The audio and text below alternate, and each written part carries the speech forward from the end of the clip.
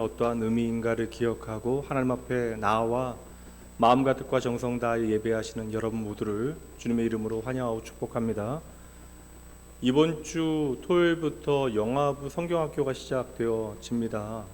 여름이 되어지면 당연히 여름 사역들이 각 부서에서 열심히 행하여지는 것이 마땅한데, 지난 3년 팬데믹으로 인하여 마땅히 아이들이 함께 하나님을 배우고 경험할 수 있는 귀한 기회가 그렇게 흘러 지나갔습니다. 아이들에게 예수 그리스도의 복음이 각인되어지는 것, 그리고 하나님의 그 사랑이 그들의 마음의 약속으로 자리 잡는 것 참으로 중요한 일이고요. 그리고 그를 위하여 우리가 열심히 씨 뿌리고 노력하는 것, 하나님의 일하심을 바라보는 것은 교사들이나 아이들이 그 연령대에 있는 부모들에게만 한정되어지는 일이 아니라 주의 몸된 교회의 모든 성도들이 한 마음으로 함께 해야 하는 일입니다. 그러니 당연히 여러분 기도해 주셔야 되고요. 다양한 모양으로 섬겨 주셔야 합니다. 오늘 영화부와 유치부 헌신 예배가 오후에 있습니다. 참석하셔서 함께 그 일에 동참하기로 좀 결단하시고 헌신을 약속하시고, 그리고 특별히 또 물질적인 도움이나 다양한 모양으로 섬김들이 필요하니 여러분들 기꺼이 그 일에 동참해 주시기 바랍니다. 함께 말씀 나누도록 하죠. 이게 이렇게 분위기가 좀 가라앉은 것 같은데, 우리 양옆에 있는 분들과 함께 우리가 주 안에 한 가족 되어줌을 기억하며 인사하시죠. 주 안에 사랑합니다. 그런 얼굴로 하면 저는 사랑한다 얘기해도 안 믿을 것 같아요. 다시 한번 앞뒤에 있는 분들과 인사 나누시고 환히 웃으시면서 주 안에서 환영합니다, 사랑합니다. 네, 감사합니다. 오늘은 돌파구 예배가 답입니다. 6번째 시간입니다. 그리고 말씀의 제목은 최고의 예배를 준비하라라는 제목으로 하나님의 말씀 전하도록 합니다. 어느새 여러분들 의식하지 않고 예배에 참석하셨겠지만 통합 주제 설교의 마지막 주, 6번째 주입니다. 그리고 부서마다 함께 예배했던 통합 주제 설교는 이번 주로 끝이 나게 되어져요. 그리고 어느새 여러분 오늘이 6월 마지막 주일이고 다음이 우리가 6개월을 우리가 돌아보며 우리의 삶이 하나님의 은혜였습니다 고백해내는 맥주감사 주일이 있습니다.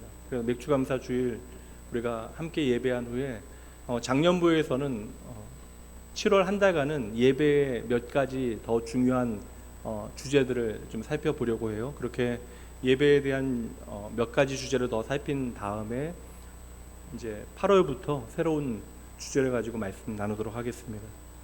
제가 예전에 미국에서 이제 공부를 할 때에 사역도 함께 하고 있었는데, 당시에 제가 청년 사역 계속 하다 보니까 처음 북가주 지역으로 올라가게 되어진 이유가, 샌프란시스코로 올라간 이유가 연합 청년 집회의 강사로 청빙을 받게 되어지면서부터였습니다. 그래서 북가주 지역 연합 청년 집회 때 강사로 10개의 세션의 설교와 강의를 진행을 했었는데, 그 당시에 주제가 기독교 세계관에 대한 주제로 강의와 예배를 인도했습니다.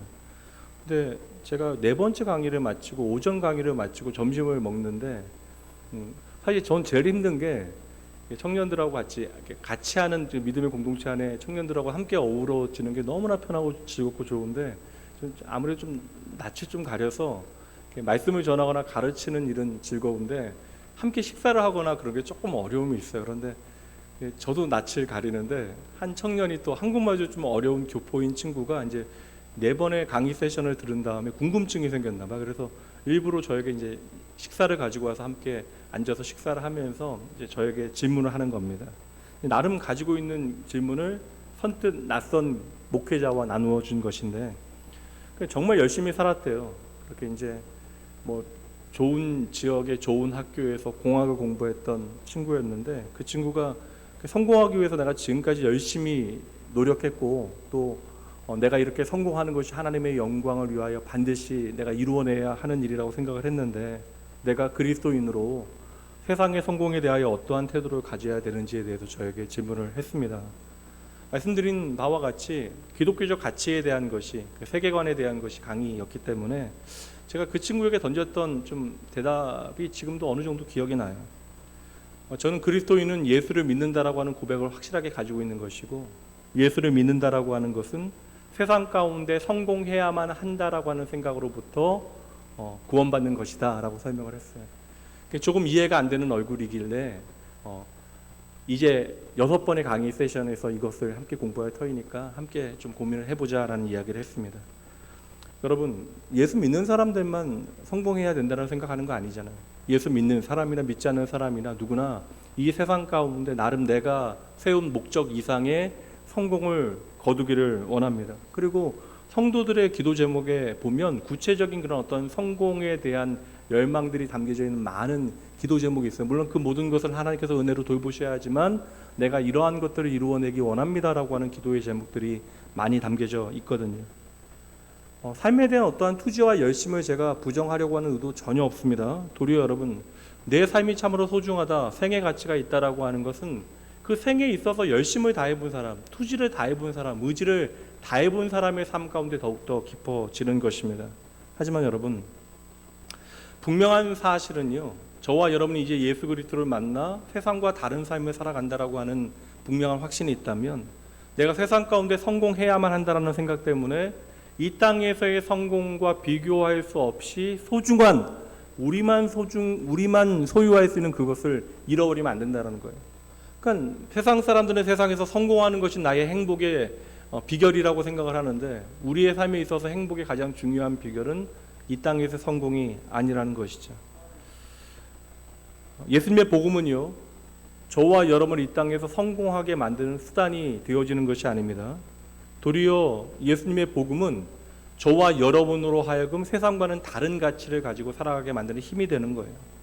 어찌 보면 눈에 보이지 않는 신기루를 쫓아 사는 이 세상의 그 성공이라고 하는 거짓 신화로부터 저와 여러분을 자유케 하는 능력이 바로 복음이 되어지는 것입니다. 그래서 이 복음은 오늘도 저와 여러분을 세상과 다르게 살아가게 만드는 능력이 되어지는 것이죠.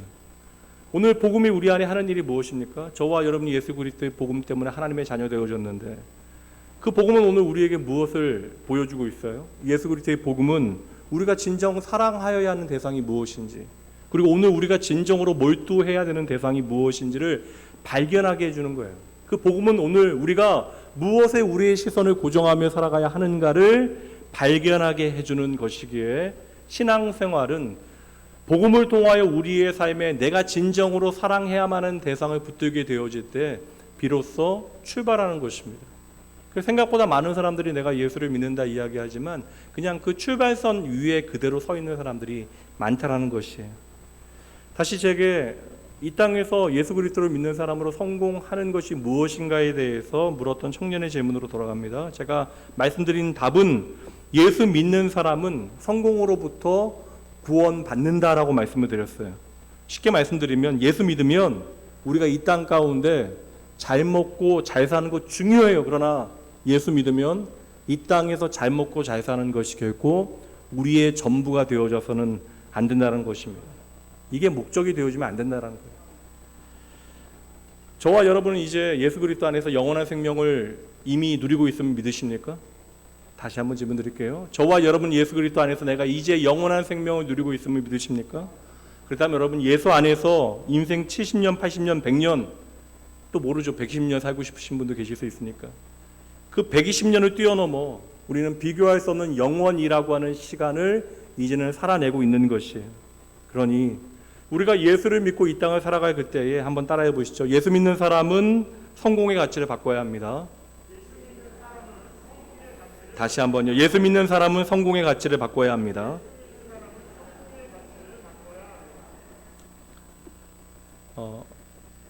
사람만이 본능에 따른 삶을 거부할 수 있어요. 그렇잖아요. 헌신. 사람이 헌신을 하며 내 몸이 피곤한데 기뻐할 수 있는 이유, 사람에게는 영혼이 있기 때문에 그러합니다. 저와 여러분은 기꺼이 이제 눈에 보이는 우리의 삶이 아니라 영원이라고 하는 시간을 살아갈 수 있는 하나님의 백성이에요. 예수 믿는 사람, 예수 바라보는 사람은 이 땅에서 성공하지 않는다, 성공해서는 안 된다, 절대 그런 얘기 아니에요. 말씀드린 대로 이 땅에서의 성공에 우리가 목매고 안절부절 안달복달하며 살아가지 않아도 된다는 것입니다. 근데 이게 쉬워요, 여러분. 당장 눈에 보이는 것들이 있는데 주일날 이 자리에 앉아있을 때 말고 교회문 나가서 우리가 살아가야 하는 삶의 현장이요, 결코 복음이 보여주는 가치를 따라 살아가기에 너무나 힘든 삶의 현장입니다. 그러니 더욱더 부단히 우리는 주님과 함께 평생 믿음의 훈련과 연습을 계속해야 하는 것이죠. 그래서 여러분, 결국 신앙이라고 하는 것은 가치의 문제예요. 예수를 믿는다라고 하는 그 믿음의 문제는 가치를 바꾸어내는 것입니다. 하나님의 백성으로 믿음의 연습을 그래서 꾸준히 우리의 삶의 자리에서 하지 않으면 우리는 평생 예수 믿으면서도, 내가 예수를 믿는다 이야기하고 교회에 다니면서도 흉내만 내다가 이 세상 떠나게 되어질 거예요. 그때 우리는 분명 후회하게 되어질 것이지만 이미 시간은 늦게 되는 것이죠. 그래서 여러분, 예수를 믿는다라고 하는 것은 우리의 인생의 어떠한 한 이벤트가 아닙니다. 그러니까 예수를 믿는다는 것은 내가 예수를 믿었다 고백하는 사건이 아니라고요. 우리가 예수를 믿는 것은 반드시 우리의 삶으로 직접 연결이 되어지는 것입니다. 그리고 세상 가운데 내가 당연히 알고 있었던 삶의 기준들을 바꾸어내는 것이에요. 그래서 이 믿음은 우리의 삶에 예수를 내가 믿었다, 안다라고 하는 이벤트가 아니라 믿음은 우리의 삶에 실제하는 삶의 스토리가 반드시 남아야 한다는 거예요. 말씀드린 대로 성공에 대한 가치를 바꾸어 살아내는 것, 이게 예수를 믿는 것. 세상과는 다르게 성공의 가치를 우리가 바라보고 그 가치를 선택하는 것, 이것이 오늘 우리에게 필요합니다. 실존주의 철학자, 사실 많은 실존주의자들이 도리어 초인 원리 같은 거 이야기합니다. 니체 같은 실존주의자는 운명을 거스리는 어떠한 인간의 뛰어난 의지에 대해서 찬양했지만 그 실존주의 철학자들 중에서도 기독교인들이 있었거든요. 키에르케고르 같은 사람이 기독교 실존주의자였는데 키에르케고르의 유명한 도둑 이야기가 있습니다. 여러분들이 이해할 수 있도록 그 철학적 개념을 쉽게 스토리로 바꿔보면 이런 거예요. 백화점이 있는데요. 백화점이 다음날 문을 열었는데 도둑이 밤새도록 들어서 난리가 난 거예요. 근데 도둑이 아무것도 훔쳐가지 않았습니다. 확인해 보니까 백화점에 있는 모든 상품들의 가격표가 뒤바뀌어 있는 거예요. 그래서 여러분, 1,000만 원짜리 샤넬 가방이 1,000원이라고 하는 가격표가 붙어 있고, 아이들의 1,000원짜리 플라스틱 머리핀이 1,000만 원이라고 하는 가격표가 붙어 있는 것입니다. 바로 하나님의 나라의 가치는 이것과 같다라고 키에르케고르는 이야기하는 거예요. 실제로 예수 믿는 사람은 하나님의 나라의 가치를 가지고 우리의 삶의 가격표를 바꾸어내는 삶을 살아가는 것이다. 더 쉽게 얘기하면 우리의 삶에 세상 사람들이 좋아하는 것에 따라 살아가지 아니하고 하나님께서 좋아하시는 것, 하나님께서 원하시는 가치를 따라 살아가는 것이 내게 중요해지는 것. 가치라고 하는 것은 결국 가격표잖아요. 여기까지 정리합니다. 그러므로 여러분, 예수를 믿는 것은요, 왕이신 하나님의 가치를 나의 가치로 살아내는 거예요. 그러니까 왕이신 하나님을 인정하고 하나님의 가치를 배우고 하나님의 가치를 나의 가치로 삼게 되어질 때 우리는 그 가치를 따라 살아가게 되어지는 것이죠. 이 정의가 여러분의 삶에 진짜 믿음의 정의가 되어질 때, 저 목사잖아요. 수만 명의 예수 믿는 사람 봤어요. 그리고 다 자기는 하나님 사랑한대. 근데 생각보다 하나님 사랑하지 않고 살아가는 사람들 너무나 많거든요. 그런데도 우리가 이 자리에 있는 것이 하나님의 은혜입니다. 근데 우리가 생각을 바꾸어서 정말 하나님의 사랑받는 하나님의 자녀로 우리의 삶을 살아가기 위해서는 우리 안에 믿음의 정의와 가치가 바뀌어져야 하는데, 말씀드린 대로 왕이신 하나님의 나라의 가치가 오늘 나의 삶의 가치가 되어질 때 정말 하나님 보시기에 부끄럽지 않은 인생을 살아갈 수 있는데, 이러한 믿음의 정의가 오늘 저와 여러분의 정의가 되어질 때 비로소 바울 사도의 이 고백이, 아이러니한 고백이 우리의 삶에 묵직한 의미를 갖게 되어지는 것이죠. 바울 사도의 인생의 마지막 순간에 그가 고백한 고백입니다. 빌립보 3장 8절과 9절이요. 또한 모든 것을 해로 여김을, 그 앞에 말씀은 내가 자랑하는 모든 것들에 대해서 이야기해요. 내가 이것을 자랑할 수 있습니다. 내가 이것을 자랑할 수 있습니다.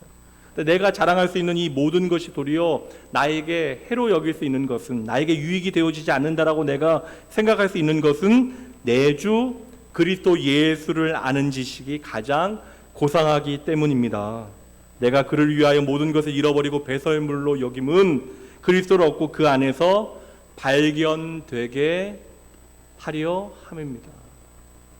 모든 것을 배설물과 같이 여깁니다. 배설물이 핵심이 아니라고요. 하나님께서 저와 여러분의 삶에 주신 것이 은사임을 믿으십니까? 우리의 삶에 주어진 모든 것이 하나님의 은혜로운 선물임을 믿으세요? 되레 여러분, 우리의 삶의 모든 것이 하나님의 은혜라고 하는 것을 깨달아내는 것이 믿음이에요. 도리어 우리의 삶의 지경을 넓혀 도리어 고난조차도 하나님의 은혜입니다 고백해내는 것이 하나님의 주권을 아는 사람들이 고백해야 되는 그 믿음의 지경인데, 보세요 여러분, 하나님께서 우리의 삶에 허락하신 모든 것이 하나님의 은혜인데 왜 이것들이 우리에게 배설물이 되어집니까? 이 배설물이라고 하는 것은 가치를 이야기하는 거예요. 배설물이 가치 있지 않잖아요. 이 배설물이라고 하는 것은 내가 가치 없게 여기다 내 삶에 가치 있는 것조차도 가치 없어지는 순간이 있대. 언제요? 내가 그리스도를 얻는 것, 그리스도 안에서 내가 발견되어지는 것. 그러니까 예수 그리스도가 나를 정의하고 나의 가치가 되어지는 것, 그 순간 여러분 세상에 다른 것이 나의 자랑되어질 수 없습니다. 그 고백을 하는 거예요. 그래서 여러분, 지난주에도 말씀드렸지만 신앙이라고 하는 것은 억지로 하는 것이 아닙니다. 자발적인 헌신이 우리의 삶에 요청되어지는 거예요. 예수 그리스도 안에서 내가 발견되어진 사람만이 걸어갈 수 있는 축복의 길이 되어지는 것이죠. 바울 사도가 이야기한 건 왜요? 내가 왜 기꺼이 이런 것들을 배설물로 여기고 내려놓을 수 있다, 버릴 수 있다, 왜 이야기합니까? 왜 그럴 수 있어요? 가치의 문제라고요. 내가 더 좋은 것을 가졌기 때문에 덜 좋은 것을 내려놓겠다. 비교할 수 없이 내가 너무나 좋은 것을 가지고 있기 때문에 덜 좋은 것을 버린다라고 이야기하는 것입니다. 다시 말하면 무엇이 중요한지 안다라는 거예요. 그래서 여러분, 철이 든다라고 하는 것은 가치를 안다라는 것입니다. 가치를 분별한다라는 거예요. 이거 뭐 쉬운 예인데 여러분 뭐 가지시겠어요? 예? 제가 예전에 제 4살짜리 그 처 조카에게 물어봤어요. 이제 깨끗한 1,000원짜리하고 일부러 꾸긴 5만 원짜리를 보여주면서 걔 엄마 앞에서 뭘 갖겠냐고 물어보니까 걔는 깨끗한 1,000원짜리를 집더라고요. 엄마가 너무 우울해. 아이는 가치를 몰라요. 세발 자전거를 목숨과 같이 생각했던 아이가, 제가 자주 말씀드리지만 이제 세발 자전거를 더 이상 거들떠 보이지 않는 순간이 언제예요? 좀 더 자라서 2발 자전거를 타게 되어질 때 더 이상 내가 3발 자전거를 붙잡고 있지는 않죠. 바로 가치를 아는 것입니다. 가치를 분별하는 것. 예수를 믿는 것은 이제 내가 하나님의 나라의 백성임을 알고 그 시민권으로 내 삶의 가치를 정의하는 거예요. 열심히 세상의 가격표를 바꾸어 나가야 하는 것입니다. 그래서 여러분, 가치를 제대로 분별하고 그 가치대로 선택하는 것이 철드는 것, 이것을 성경은 거룩이라고 하는 단어로 설명하고 있어요. 거룩은 분별입니다. 가치를 제대로 아는 것, 그리고 그 가치대로 선택하며 살아가는 것. 제가 예배를 정의할 때 2번째 시간에 말씀드렸어요. 기억 안 나시겠지만 예배는 하나님의 가치를 인정해 드리는 것입니다. 내 삶에 하나님께서 얼마나 가치 있는 분인가를 인정해 드리는 것. 그러니까 여러분, 의식하지 않으시면 안 돼요. 예배에 늦는 것이 아무렇지 않으면 안 됩니다. 내가 그냥 이 1시간을 때우고 있는 것이 하나님 앞에 아무렇지 않으면 안 돼요. 우리가 하나님을 예배한다라고 하는 것은 하나님의 가치를 오늘 내가 인정해 드리는 것입니다. 그럼 한번 물어볼게요. 여러분 대답해 보시죠, 마음속으로. 여러분은 여러분의 인생에 하나님이 진정 소중하십니까? 여러분, 진정 여러분의 인생에 하나님이 가장 중요한 분이십니까? 그럼 여러분, 그 가치를 여러분의 그 고백대로 여러분의 삶에서 증명하며 살아내셔야죠. 이제 우리는요, 예수 그리스도 안에서 하나님과 화목하여졌어요. 하나님과 원수 되어졌던 우리가 예수 그리스도 안에서 하나님과 화목하게 되어졌고, 하나님의 그 은혜의 식탁에 앉아 하나님과 한 가족으로 식사를 나누고, 그리고 하나님과 함께 믿음의 세계를 살아가고 있는 중입니다. 그럼 우리가 이 세상 가운데 이제 하나님의 자녀로 하나님의 약속의 땅을 향하여 믿음의 세계를 살아낼 그때에 세상에 너무나 정신 팔려서 정신 놓고 그냥 살아가면 안 되는 것이죠. 정신 똑바로 차리고 집중해서 믿음의 길이 무엇인지 하나님의 말씀을 통하여 배우고 그 가치를 분별해 내야 하는 것이죠. 하나님의 나라의 가치가 무엇인지를 깨닫고 이 가치대로 우리의 삶을 살아내야 하는 것이죠. 우리가 예수 믿고 시간은 계속해서 흘러가는데 하나님의 은혜를 우리의 삶으로 살아낼 수 있는, 내가 하나님의 백성답게 살아갈 수 있는 귀한 은혜의 시간이, 공간이 우리의 삶에 주어졌는데 시간이 이만큼 흘렀음에도 불구하고 계속해서 유아기에 머물러 있어서는 안 되는 것입니다. 종종 제가 세계관 이야기할 때 제 딸 이야기 종종 하거든요. 어릴 때 딸랑이 되게 좋아했어요. 울다가도 딸랑이 막 흔들어주면 앞뒤로 다른 소리가 나는 딸랑이 막 흔들어주면 웃었습니다. 울다가도 딸랑이 흔들어주면 웃었어요. 여러분, 이게 귀엽지만 생각해 보세요. 21살인데 21살인 제 딸이 남자친구하고 사귀다가, 남자친구 없어요? 물어보지 마세요. 사귀다가 헤어졌어. 막 울면서 집에 들어와요. 그래서 책상 서랍에서 딸랑이 꺼내서 그거 흔들면서 웃고 있으면 어떻겠어요, 여러분? 21살에. 여러분, 끔찍한 거예요, 여러분. 우리가 계속해서 자라는데 우리가 계속해서 애착 인형을 품에 안고 살아서는 안 되는 것입니다. 이제 두바이 자전거를 탈 수 있게 되어졌는데, 심지어 외발 자전거도 타게 되어졌는데, 내 몸에도 맞지 않는 세발 자전거 붙들고 사시면 안 된다는 것입니다. 요사이 오후 예배 때 로마서 주제로 강해 설교하고 있는데요. 지난주 1장 마지막 부분의 핵심 주제는 이거예요. 믿음이라고 하는 것은 결코 한 큐에 끝나는 것이 아닙니다. 신앙이라고 하는 것은 말씀드린 대로 이벤트가 아니라고요. 한 번의 이벤트로 끝나는 것이 아닙니다. 나는 예수 믿고 구원받았다라고 하는 말로 끝나는 것이 아니라, 여러분, 우리가 걷는 이 믿음의 길은 예수 그리스도 안에서 우리가 평생을 걸어가야 하는 게. 그렇다면 여러분, 생각해 보세요. 내가 스스로 생각할 수 있고 내 몸 움직일 수 있는 이때, 여러분의 인생의 가장 젊을 때가 언제예요? 오늘이잖아요. 내 인생에 내가 가장 건강하고 지력 분명한 이때에, 오늘 이 시간 하나님 앞에서 신실하고 진실하고 거룩하게 우리가 이제 예수 그리스도 안에서 걸어가게 되어진 이 믿음의 길에 대해서 고민하고 생각해 보셔야죠. 인간만이 하나님의 형상을 따라 고민하고 생각할 수 있는 존재, 그래서 가치를 선택할 수 있는 존재로 만드셨습니다. 우리가 하나님 만났잖아요.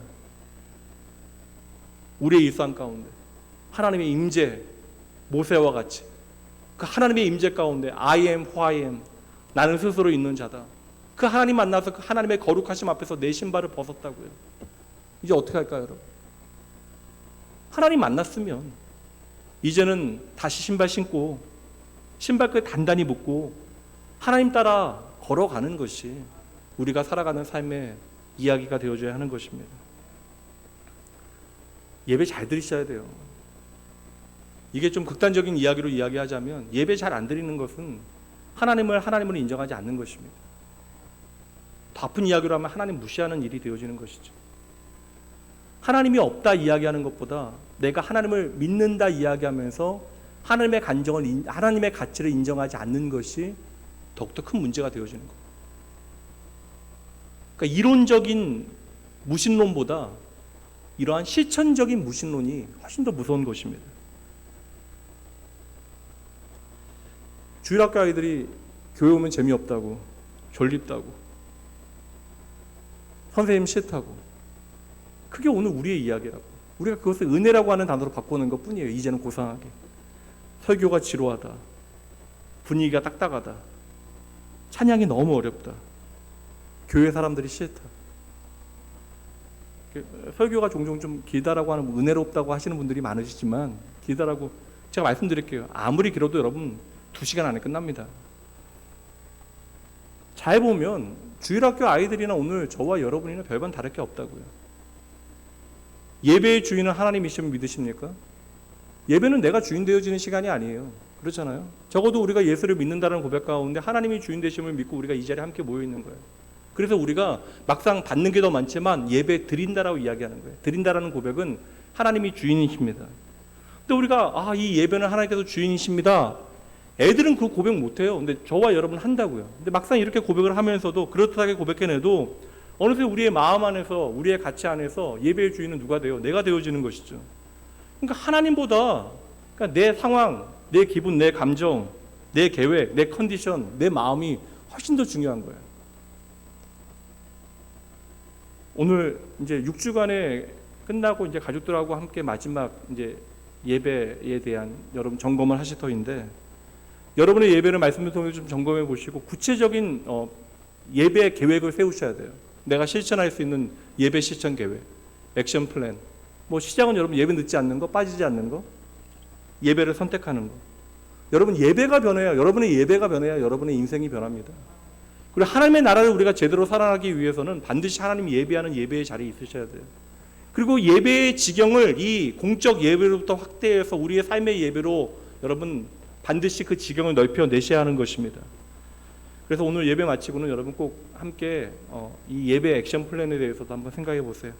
오늘 제가 이 주제 예배 마지막 예배를 드리면서 한 모델을 소개해 드릴게요. 그러니까 예배 하나 잘 드려서 하나님 앞에 인정받은 사람, 그러니까 예배의 가치를 우리에게 증명해 주는 사람, 예배의 정의를 바꿔놓은 한 사람 보도록 합니다. 구약 사람인데, 구약 시대 사람인데, 정말 옛날 사람인데 신약 성경에서 이 사람에 대해서 증언하고 있어요. 히브리서 11장 나가 봅니다.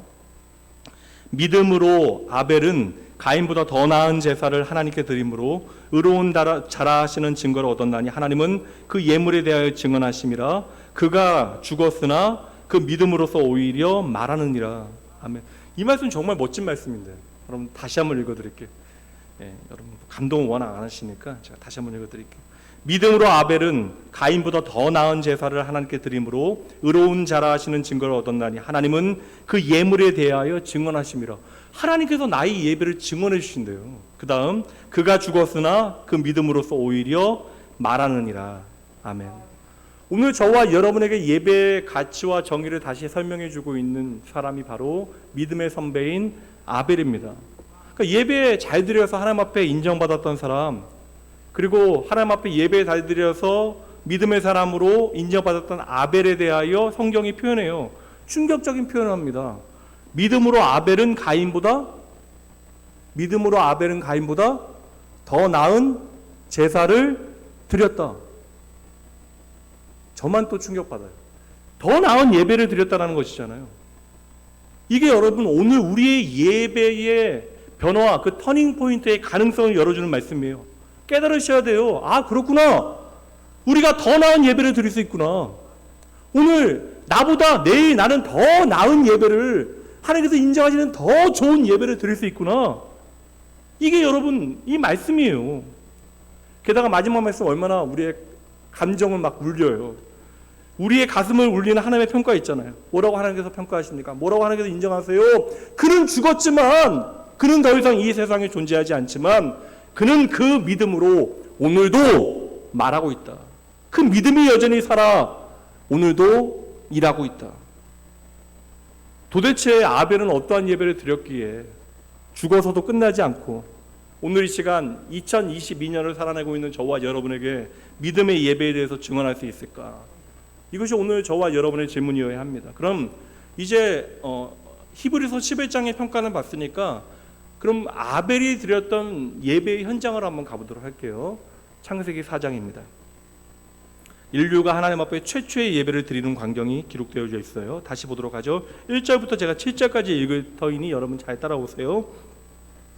아담이 그의 아내 하와와 동침하매 하와가 임신하여 가인을 낳고 이르되 내가 여호와로 말미암아 등남하였다 하니라. 그가 또 가인의 아우 아벨을 낳았는데 아벨은 양치는 자였고 가인은 농사하는 자였더라.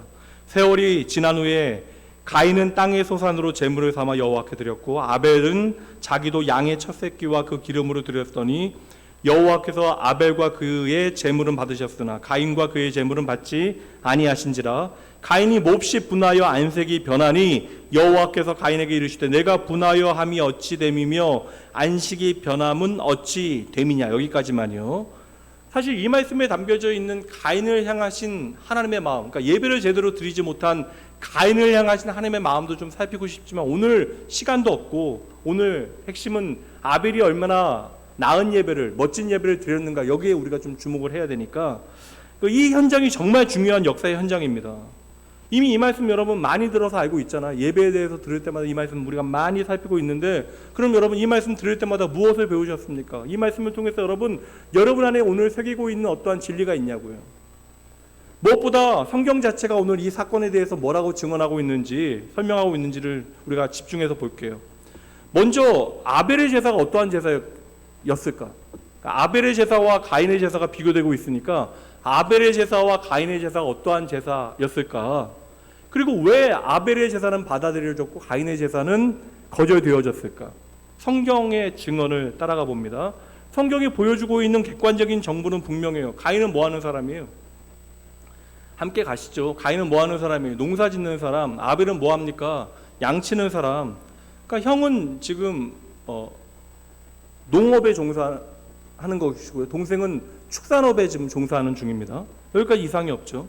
근데 이 두 사람이 다 하나님 경외하는 사람, 하나님 믿는 사람이니까 하나님 앞에 예배를 드렸다라는 거예요. 그러니까 형인 가인은 당연히 하나님 앞에 제물 드릴 때 헌금 드릴 때 뭘 드려요? 화폐가 다른 게 없을 때니까 뭐예요? 내가 가지고 있는 농산물로 제사를 드리고, 동생이었던 아벨은 뭐로 드려요? 양치는 사람이니까 양으로 제사를 드리는 거예요. 여기까지도 하나도 문제 없잖아요. 근데 중요한 건 뭐예요? 이렇게 드렸는데 가인의 제사는 거절되어졌고 아벨의 제사는 하나님을 기쁘시게 했다라고요. 이것도 좀 충격이죠. 저와 여러분이 오늘 이 자리에 그렇게 나와 있는데 우리가 하나님 앞에 예배를 드려도 우리의 예배가 거절되어질 수도 있다. 처음에는 더 나은 예배를 우리가 드릴 수 있다. 또 우리가 이 자리에 나와 있어도 거절되어질 수 있다. 그러니까 거절되어지는 예배도 있다라는 것이. 여러분 시간 내고 힘들게 이 자리에 나와 있는데 우리 예배가 하나님 앞에 기쁨의 예배, 더 나은 예배가 되어질 수도 있고, 오늘 예배가 하나님께서 전혀 받지 않으시는 시간만 낭비하는 거절되어지는 예배가 되어질 수 있다. 그럼 여러분 우리가 어디서 이러한 차이가 발생하고 있는 것인가? 그러면 우리가 볼 수 있는 객관적인 정보를 통해서 좀 차이를 봐야 되잖아요. 근데 성경이 보여주고 있는 것은 가인과 아벨이 사용하고 있는 재물이 달랐다라는 것이에요. 그래서 어떠한 신학자는 이렇게 해석을 합니다. 아벨은 동물을 희생하여 하나님 앞에 드렸다. 다시 말하면 가인은 피 흘리는 희생이 없는 제사를 드렸는데 아벨은 피 흘림이 있는 제사를 드렸기 때문에 하나님께서 기뻐 받으셨다.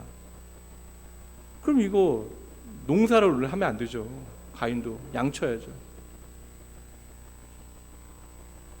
한번 이렇게 질문 드려볼게요. 아주 쉬운 질문인데, 하나님께서 조금 더 좋게 보시거나 선호하시거나 사랑하시는 직업이 있나요? 이게 중요한 질문이에요. 하나님께서 조금 더 선호하시거나 사랑하는 직업이 있으세요? 하나님께서 그냥 특별하게 사람들의 시선이 가닿지 않는 평범한 일상을 살아가는 저와 여러분과 이 나라 전체를 책임지고 있는 대통령과 누구를 더 귀하게 여기실까요? 이건 너무나 쉬운 질문이면 좀 더 어렵게요. 그냥 여러분 직장 생활하는, 월급 받고 직장 생활하는 교인된 여러분과 주님의 거룩한 몸된 교회를 섬기고 있는 목사인 저 중에 하나님께서는 누구를 더 귀하게 여기실까요? 저면 좋겠어요. 저도. 아니에요, 여러분. 여긴 그 어떤 차별이 없다라는 것입니다. 농사 짓는 사람이 농작물로 하나님 앞에 제사 드리는 게 뭐가 문제예요? 이러면 이게 문제가 되는 거예요. 농사 짓는 사람이 내가 열심히 키운 농작물로 하나님 앞에 제사하는 게 왜 문제입니까? 반대로 양을 돌보는 사람이 자신의 양으로 또 제사 드리는 것이 뭐 특별하게 잘한 일이 되어져요? 절대 아니에요, 여러분. 이 차이는 중요한 것이 아닙니다. 하나님께서는 피의 제사가 있건 없건 간에 이것을 중요하게 생각하지 않아요. 도리어 하나님 앞에 희생 제사를 드리는 그 율법이 주어지기 훨씬 더 전의 이야기예요. 그러니 지금은 제사의 방법이나 어떤 형식이 오늘 이 제사의 성공 여부를, 성패 여부를 가름하는 기준이 되어질 수 없습니다. 만약에 여러분 이게 양의 제사, 피의 제사를 더 하나님께서 원하신다라고 이야기하면 하나님께서는 직업을 차별하시는 분.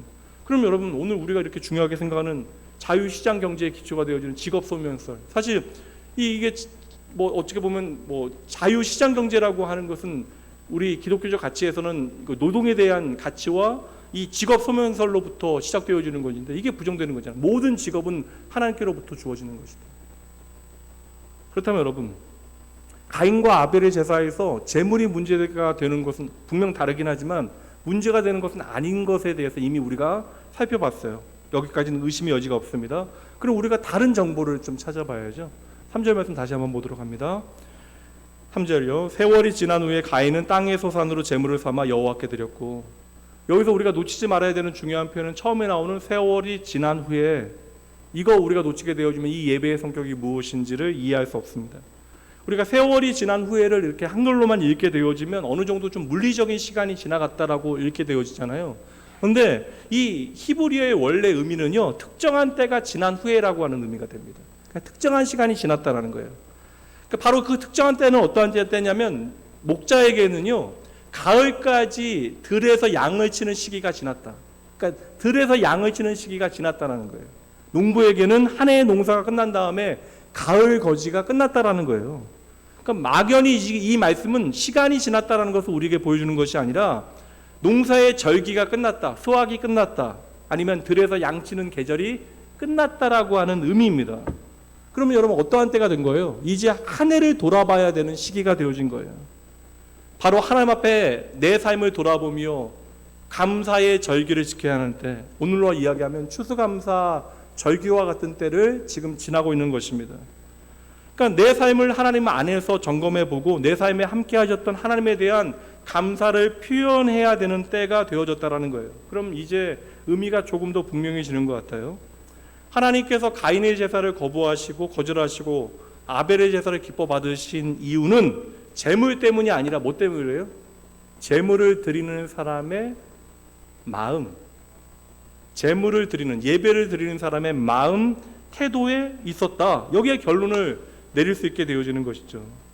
그래서 여러분 그 증거를 제가 여러분들에게 보여드릴 터인데, 이 짧은 구절 안에 지금 아벨과 가인을 비교하면서 그 둘의 예배 드리는 태도가 달랐다라고 하는 것을 의도적으로 지금 구분하고 있어요. 먼저 다시 3절 말씀 볼게요. 세월이 지난 후에 가인은 땅의 소산으로 제물을 삼아 여호와께 드렸고, 이 말씀만 보면 전혀 문제가 없어요. 여기는 어떠한 가치나 감정이 담겨져 있지 않습니다. 그런데 이 3절 말씀과 4절 말씀을 비교하면, 4절 말씀 보여주세요. 예물 드리는 가인과 아벨의 태도가 전혀 다르다라는 것을 보게 됩니다.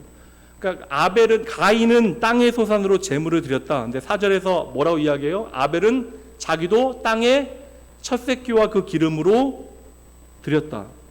양의 첫 새끼를 드렸다라고 표현하고 있어요. 그러니까 양을 드렸다가 아니라, 자신의 양을 드렸다가 아니라 양의 첫 새끼를 드렸다.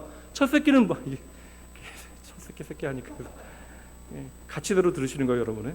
첫 새끼를 드렸다, 이게 무엇을 의미할까요? 한 해가 지난 거예요. 양이 많아진 거예요. 근데 아벨은 그의 처음 태어난 양의 새끼를, 그러니까 처음 얻은 양을 구별해 둔 거예요. 이것이 하나님께 드려져야 한다라고, 이 하나님의 것이라고 해서 특별히 구별해 두었던 것입니다. 그리고 한 해 동안 그 양을 보면서 하나님을 기억했을 것입니다. 그래서 여러분 성경 전체를 보면 언제나 첫 새끼는 하나님의 것으로, 처음 것은 하나님의 것으로 구별이 되어져요. 이것은 여러분, 야, 모든 처음 것은 내 것이다, 이러한 절대적인 원리를 우리에게 보여주고 있는 것이 아닙니다. 하나님을 욕심쟁이로 만들어서는 절대 안 돼. 핵심은 무엇이에요, 여러분? 구별이에요, 구별. 바로 이 오늘 말씀의 첫 새끼는 만물이 하나님의 것이라고 하는 사실을 압축해서 우리에게 보여주고 있는 상징이 되어지는 것이죠. 그러니 지금 처음 태어난 그 생명을 하나님 앞에 드리기 위하여 그것을 구별해 놓았다라고 하는 것은 평소에 아벨이 하나님을 향하여 어떠한 마음의 태도를 가지고 살아갔는가에 대한 그의 가치를 엿보는 중요한 기준이 되어지는 것입니다. 그래서 아벨은 생명이 탄생하게 되어질 때마다 그 생명의 탄생을 경이롭게 바라보면서 생명이 하나님의 것이라고 하는 사실을 마음 깊이 새겼던 것이죠. 가인이 태어날 때 여러분 보세요. 가인이 태어날 때에 하와가 하나님으로 말미암아 이 아들이 주어졌다는 사실에 감사했어요. 무슨 의미예요? 우리는 죽어야 되는데, 하나님을 떠나 죽어야 되는데 하나님께서 생명이 이어지게 하셨다는 사실을 가인을 통해서 확인했다고요. 근데 가인은 그 가치를 놓치게 되어진 것입니다. 그래서 아벨은 첫 새끼를 하나님 앞에 드리기 위해서 구별을 한 거예요. 제가 2000년 초반에 이제 공부를 하기 위해서 떠나기 전에 사역했던 교회에 양재동에서 좀 규모 있는 고깃집을 운영하셨던 집사님이 계셨어요. 근데 그 집사님께서 한번 이제 청년부 행사를 좀 후원해 주셔서 잠깐 좀 교제를, 평소에는 교제를 나눈 일이 없었는데 잠시 교제를 나눌 수 있는 기회가 있었습니다.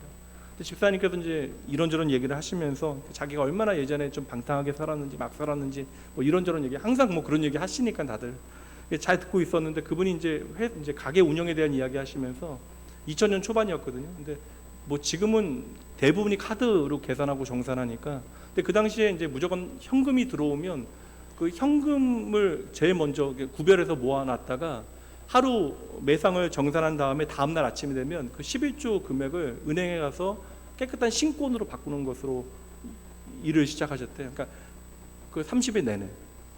얼마나 번거로운 일이고 얼마나 비합리적인 일이에요. 비효율적인 일입니까? 그냥 잘 계산해서 드리면 되죠. 근데 그게 이제 일찍 자기가 이제 결혼할 때 이제 막 결혼하고 나서 이제 첫 아기가 태어날 때 돌아가신 엄마 권사님 부탁이었는데, 그렇게 내가 신앙생활하고 하나님 만나고 이 일 경영하면서 하나님의 은혜 경험하다 보니까 바로 이 자리가 하나님의 축복의 자리라고 하는 사실을 깨달았고, 또한 내가 돈 많이 벌어도 이 모든 것이 하나님의 것이라고 하는 사실을 내가 잊지 않기 위해서 그렇게 계속해서 우직하게 그 원칙을 지키셨대요. 그 말 듣고 나니까 저는 이게 그냥 의미 없는 고집스러운 형식으로 보이지 않았습니다. 왜냐하면 거기에 마음이 담겨져 있기 때문에 그런 거예요. 첫 아기의 첫 이유식을 준비하기 위해서 애써 수고하는 엄마의 수고를 누가 지나치다 이야기하겠습니까? 저도 뭐 목회자 가정에서 태어나서 자라다 보니까, 사실 뭐 개척교회 목회자 아들로 자라다 보니까 어린 시절은 거의 뭐 부모님 뭐 잘 돌봐주셨지만 워낙 바쁘셔서 저는 뭐 어린 시절 할머니하고의 기억이 참 많아요. 뭐 돌아가셨지만 그 외할머니 제가 어릴 때 돌봐주실 때 기억에 많이 남아요. 그 새 옷 사면 뭐 물려 입었지만 그 당시에 많이 새 옷 뭐 1년에 한두 번 사게 되면 아무리 입고 싶어도 양말 하나도 주일날부터 항상 새 옷 입고 양말 신게, 그리고 주중에 이렇게 헌금은 항상 은행 가서 신권으로 바꾸시되 그게 안 되면 항상 좀 다림질하시는, 돈을 왜 다림질하시는 그 모습 봤거든요. 주일날 저 유년부 다닐 때 9시 예배였는데, 제가 9시 예배 가면 이미 할머니는요 머리 정갈하게 다 빗으시고 옷 잘 입으시고 항상 그 당신 방에 앉으셔서 그 가방 옆에 딱 교회 갈 준비 다 맞춰 놓으시고 성경을 읽고 계셨어요. 항상 매 주일마다. 그리고 예배 1시간 전에는 교회 가셔서 항상 그 예배 위해서, 설교하는 목회자 위해서 기도하시면서 그 자리 지키셨습니다. 저희 교회도 어딘가 숨어 계실 거예요, 이런 권사님들이.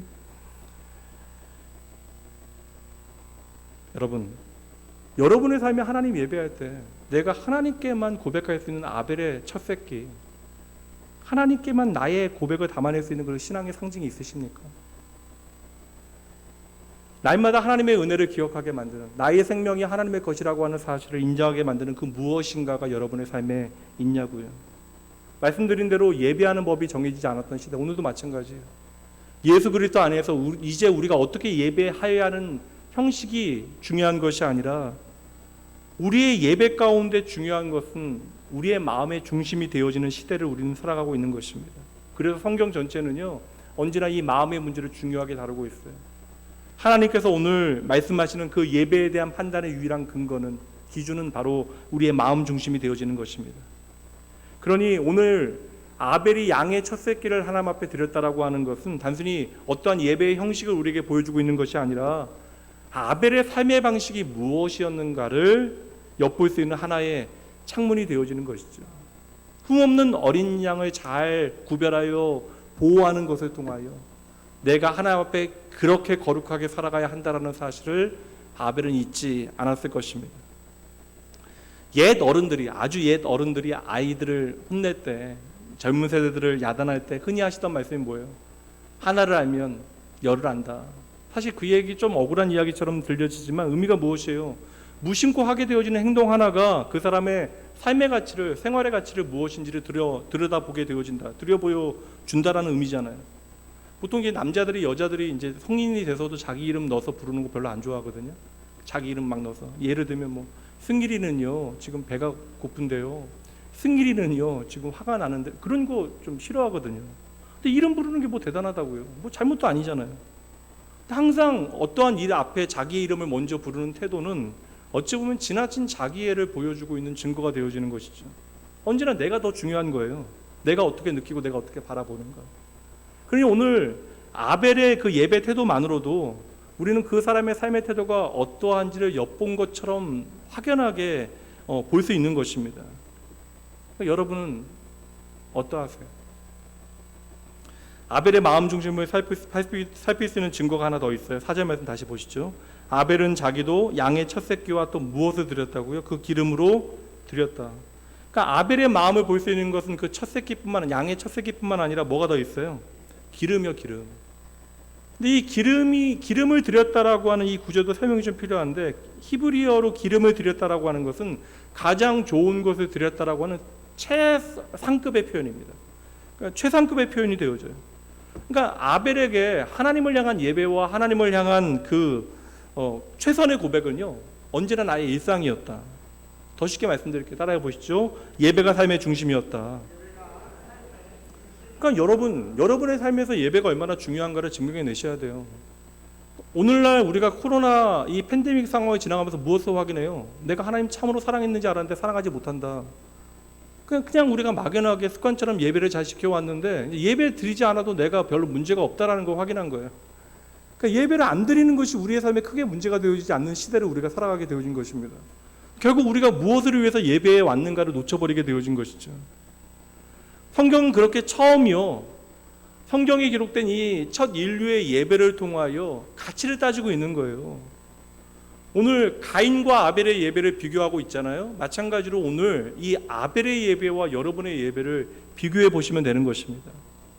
가인이 여러분 나름 억울해요. 그래서 변명을 합니다. 근데 여러분 아무 의미가 없어요. 왜냐하면 5절 말씀이 답이 되어져요. 예배의 결론이 무엇인가에 대한 답입니다. 함께 읽어보죠. 가인과 그의 제물은 받지 아니하신지라. 여러분 예배의 결론은 여러분의 느낌이 아니야. 오늘 은혜 받았다. 그게 아니라고요. 예배의 결론은 오늘 예배의 결론은 오늘은 라면이 아닙니다. 지난주 제가 라면이라고 말씀드리니까 반도 안 되는 분들이 다 돌아가셨더라고요. 대부분. 오늘은 국수죠. 오늘 국수 맞죠? 예배의 결론은 국수 먹는 게 아니라고요. 예배의 결론은요, 나의 의지와 나의 평가가 아닙니다. 예배의 결론은 하나님의 평가입니다. 가인이 아무리 내가 최선을 다했다, 나는 억울하다 하더라도 그 중심을 보신 하나님께서는 이미 가인의 예배를 거부하신 거예요. 가인은 분명 시간을 드리고 물질을 드렸지만 그 예배가 거부되어집니다. 왜요? 가인은 그 마음으로부터 하나님을 인정하지 않은 거예요. 그의 삶이 하나님을 인정해 드리지 않으니 하나님은 가인의 예배를 받으실 수 없는 것입니다. 그럼 여러분 돌이켜야 돼요. 하나님께서 너의 예배가 잘못됐다 말씀하시면 돌이키면 되잖아요. 예수 믿는 저와 여러분에게 하나님께서 말씀해 주시는 것이 은혜입니다. 도리어 우리가 막 사는데도 하나님께서 아무런 말씀 안 하시는 것이 정말 우리에게 위기고 무서운 일이죠. 그런데 정말 내가 버려진 것은 아닌가 우리가 두려워해야죠. 우리가 그릇된 길을 갈 때 때로는 야단하시고 회초리 치는 것을 통해서 우리가 돌이킬 수 있다면 이게 은혜가 되어지는데, 하나님의 분명한 평가가 있으면 돌이키기만 하면 되는데 오늘 가인 돌이키지 않고요, 내 억울함에 대해서만 이야기해요. 그리고 내 억울함을 풀 수 있는, 내 화를 풀 수 있는 대상을 찾습니다. 그 대상이 내가 가장 사랑해야 되는 동생이었던 것이죠. 가인은 여전히 이야기하는 거예요. 가인은 너무 억울해요. 가인은 너무나 화가 나요. 내 이야기만 계속해서 하고 있는 것입니다. 아벨의 예배에 대하여 신약 성경이 증언하고 있는 것과 같이 가인에 대해서도 신약 성경은 평가하고 있습니다. 유다서 11절, 화 있을진저 이 사람들이요 가인의 길을 행하였습니다. 다음 말씀 뒤에 것은 모르니까 보지 말고, 누구에게 심판을 선포합니까? 가인의 길로 행한 사람들.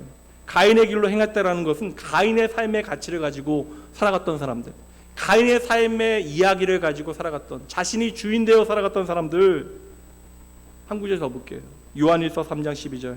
가인같이 하지 말라. 가인같이 하지 말라. 그러니까 가인의 삶은 하나님 보시기에 받아들일 수 없는 삶, 하나님께서 결코 인정할 수 없는 삶. 그의 예배가 아무리 멋져 보일지라도 하나님께서 기뻐 받으시지 않은 거절하는 예배가 되어졌다. 가인도 더 나은 예배를 하나님 앞에 드릴 수 있었는데요. 사랑하는 성도 여러분, 믿음으로 예배를 드린다라고 하는 것은요, 여러분의 삶에 하나님이 최고의 가치라고 하는 사실을 여러분의 삶으로 살아내기 위해서 매일 여러분의 삶의 자리에서 싸우는 과정이 되어줘야 돼요. 다시 말씀드릴게요.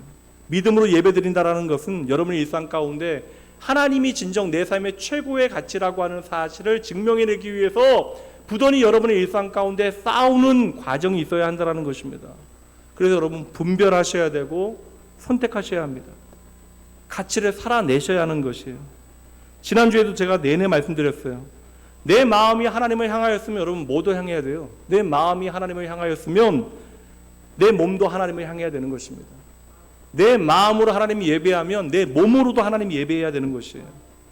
주일날 우리가 함께 모여서 드리는 이 공적 예배는 이제 여러분이 삶으로 드려야 되는 삶의 예배의 어떠한 서론과 같은 것입니다. 그러니 여러분, 이제 여러분이 몸으로 드려야 되는 예배는 이 예배가 끝나고 저 예배당 문을 나서면서부터 예배의 본론이 시작되어지는 거예요. 여러분이 정말 하나님의 거룩하신 부르심 앞에 내가 최선을 다하여 하나님의 가치를 인정하며 내가 최고의 예배를 이 공적 예배 가운데 드리셨다면, 이제 여러분 삶이라고 하는 더 큰 형식으로 드리는 예배에 여러분 전력을 다하셔야 한다는 거예요.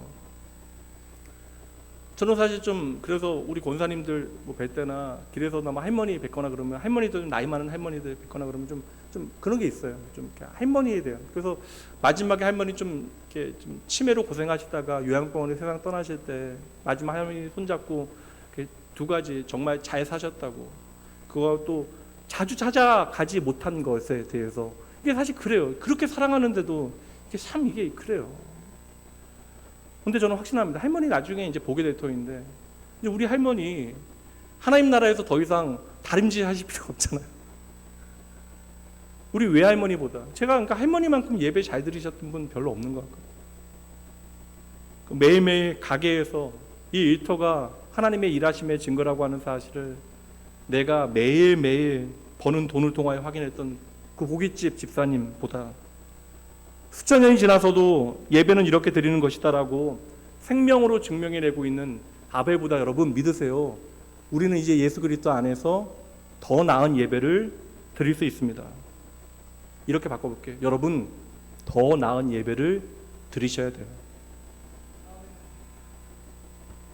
바울 사도의 유언장과 같이 우리가 익혀지는 디모데후서 4장 6절 말씀을 보면, 내가 전제와 같이 벌써 부어졌다. 내가 떠날 날이 가까웠다.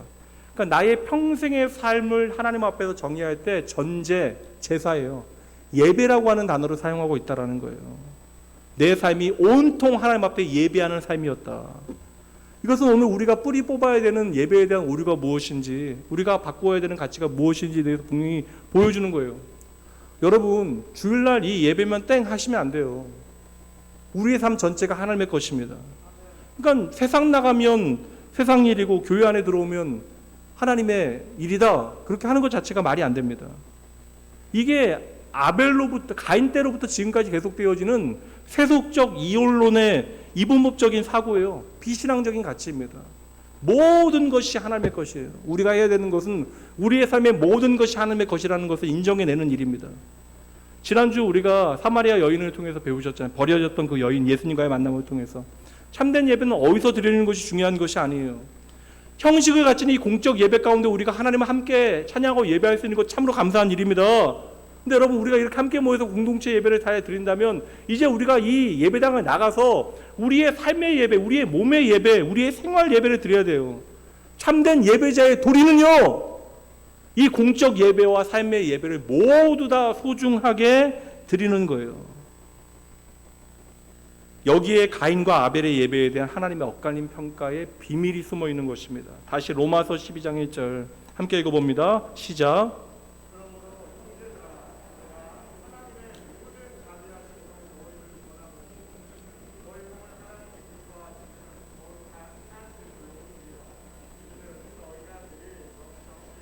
따로 읽으시네. 우리가 드리는 영적 예배요, 영적 예배는 몸의 예배가 되어줘야 돼요. 신령하다 여러분. 남들도 모를 얘기 하지 마시라고요. 하나님께서 기뻐 받으시는 영적인 예배는 우리의 몸의 순종이 따라가는 예배여야 합니다. 그러니 하나님을 향하여 나의 몸을 수고하지 않는 예배는 진짜 예배가 되어줄 수 없는 것. 가인은 바로 이 몸으로 드리는 생활 예배에서 철저하게 실패했던 거예요. 여러분 오늘 잘 나오셨지만 여러분들은 지난 6일 동안 여러분의 몸으로 하나님 참으로 예배하셨습니까?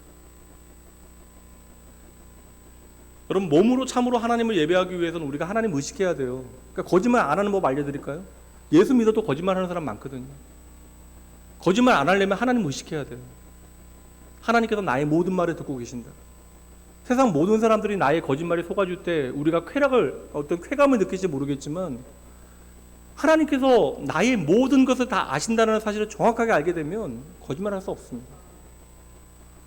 그렇게 여러분 하나님께서 오늘 나와 함께 하시면 우리가 믿게 되어질 때 우리가 참된 예배를 드리게 되어지는 것이죠. 이게 현장성이에요. 내 삶의 모든 자리에 하나님께서 함께 하신다. 야구는 어디 가서 봐야 재밌어요? 어려우니까 야구장. 축구는 어디 가야 돼요? 축구장. 내가 좋아하는 가수는 노래는요? 콘서트장 가면 좋잖아요. 이게 현장성이에요.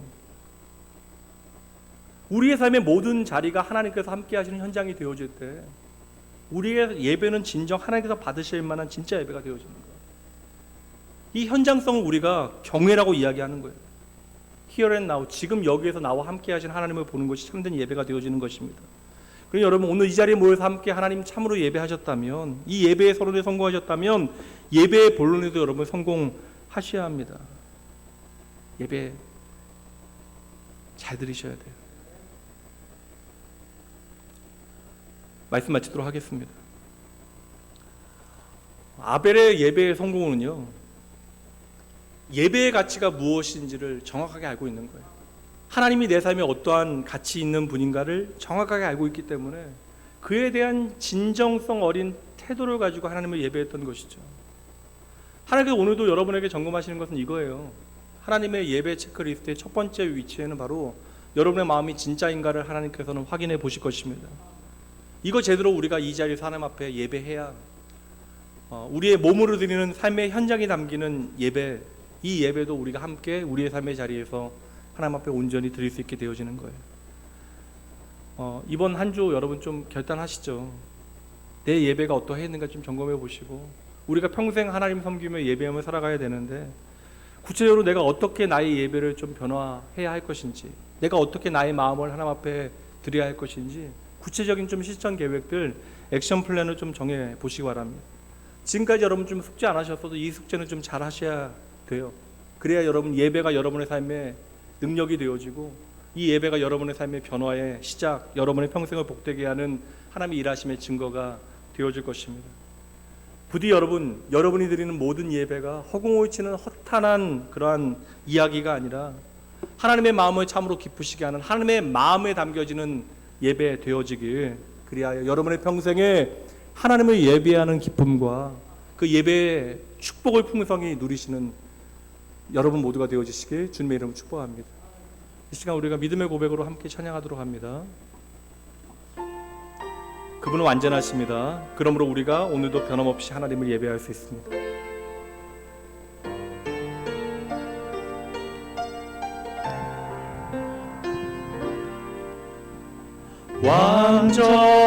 완전하신 나의 주, 의의 길로 날 인도하소서. 행하신 모든 일 주님의 영광 다 경배. 다시 한번 고백해 볼까? 이 고백 하나님 앞에 예배를 드려야 합니다. 완전하신 나의 주 하나님, 완전하신 나의 그분은 의의 길로 날 인도하소서. 행하신 모든 일 주님의 영광 다 경배합니다. 그러므로 우리는 예배합니다. 예배합니다. 찬양합니다. 주님만 날 다스리소서. 예배합니다. 찬양합니다. 주님 홀로 높임 받으소서. 자, 기도할게요. 하나님 아버지, 감사합니다. 저희도 너무나 잊고 살아가는데 오늘도 저희들이 이 복된 자리로 불러주시는 것이 얼마나 감사한 일인지를 기억하겠습니다. 이 예배의 자리에 담긴 나를 향한 하나님의 놀라운 은혜를 저희들 보게 하여 주시옵소서. 주여, 저희의 평생의 예배의 가치를 깨닫게 하시되 늘 하나님의 말씀을 통하여 나의 예배를 점검하여 하나님을 나의 가치 삼고 하나님의 말씀에 따라 저희들 믿음을 살아낼 수 있도록 은혜 더하여 주시옵소서. 하나님, 저희들 이 세상 가운데 잘 살아가는 것, 돈 많이 버는 것 중요하지만 세상에서 잘 먹고 잘 사는 것보다, 돈 많이 버는 것보다 하나님 참으로 사랑하는 것, 예배에 성공하는 인생 되어질 수 있도록 주여 저희를 붙들어 주시옵소서. 하나님께서는 아벨의 제물이 아니라 아벨을 먼저 받으셨습니다. 하나님께서는 이미 아벨의 예배 뒤에 숨어 있었던 아벨의 삶을 다 보고 계셨습니다. 하나님 사랑하는 주의 백성들, 하나님께서 감동하실 만한 몸의 예배를 월요일부터 토요일까지 드리게 하여 주시옵소서. 사랑하는 주의 백성들로 하여금 주님께서 친히 함께 하시어 매일의 매 순간이 하나님만을 의식하는 참된 예배 되어질 수 있도록 주여 역사하여 주시옵소서. 오늘도 그 사랑하는 자녀들을 아무 조건 없이 예배의 자리로 불러주시는, 언제나 말씀을 통하여 참으로 멋진 삶의 예배자로 사랑하는 주의 자녀들을 다듬어 가시는, 모든 이름 위에 뛰어나신 나의 전부 되신 길이 되신 예수님 이름으로 간절히 기도합니다. 아멘. 여러분 잠시 기도하세요.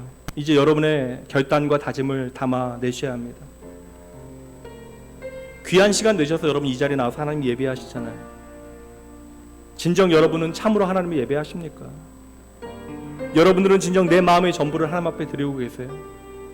여러분은 진정 내 삶의 모든 시간이 하나님의 것임을 기억하고 하나님 앞에서 내 삶을 몸의 예배로 오늘도 살아내고 계십니까?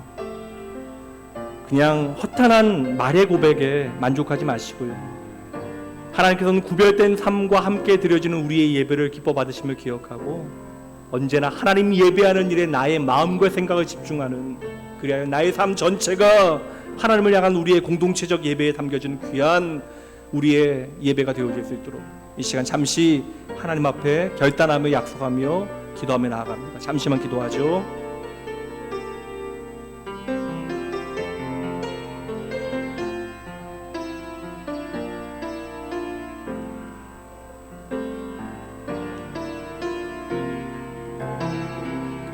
아버지 주여,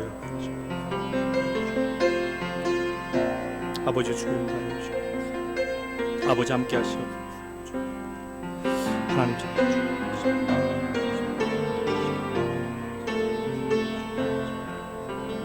하나님 아버지를 주여,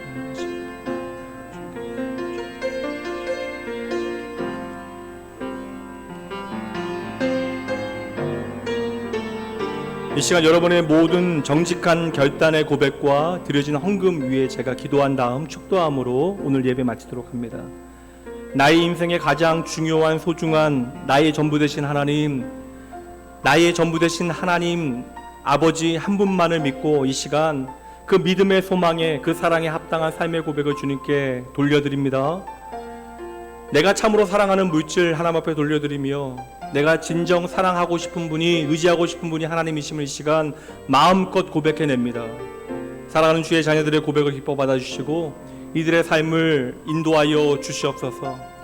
사랑하는 주의 자녀들의 삶에 하나님을 향한 감사와 헌신이 날로 깊어지게 하시되 참으로 하나님만으로 만족하고 기뻐하는 좋은 예배자 되게 하여 주시옵소서. 이제 예배 마치고 새로운 한 주를 살아가게 되어집니다. 나와 동행하시는 하나님 선명하게 보게 하시고 내 삶의 모든 순간을 통하여 주를 의지하는 자에게 베푸시는 놀라운 하나님의 은혜를 풍성히 누리게 하여 주시옵소서. 모든 영광 감사 주님께만 올려드리며 언제나 주의 사랑하는 자녀들의 삶을 책임지시고 축복하여 주시는 선하고 아름다우신 이름, 우리의 예배의 이유 되신 예수님 이름으로 축복하며 간절히 기도합니다. 이제는 우리 주 예수 그리스도의 은혜와 하나님의 사랑하심, 성령 하나님의 함께하심이 오늘 다시 주의 말씀 앞에서 내 인생의 최고의 가치를 예배해 두고 이제는 주일부터 내 삶의 모든 시간 매 순간 하나님께서 받으실 만한 나의 마음의 중심이 담겨진 예배, 주님을 위하여 진정한 땀의 수고와 몸의 헌신이 아버지와 나의 삶의 자리에서 드려지기로 소원하고 결단하는 모든 사랑하는 주의 백성들을 위해, 그들의 가정과 자녀와 일터 위해 오늘 여러 가지 사정과 형편 가운데 함께 하지 못한 주의 몸된 자녀들과 회복의 역사가 절박한 이 나라 이 민족 주의 몸된 교회들을 위해 지금으로부터 영원까지 함께 있을지어다. 아멘.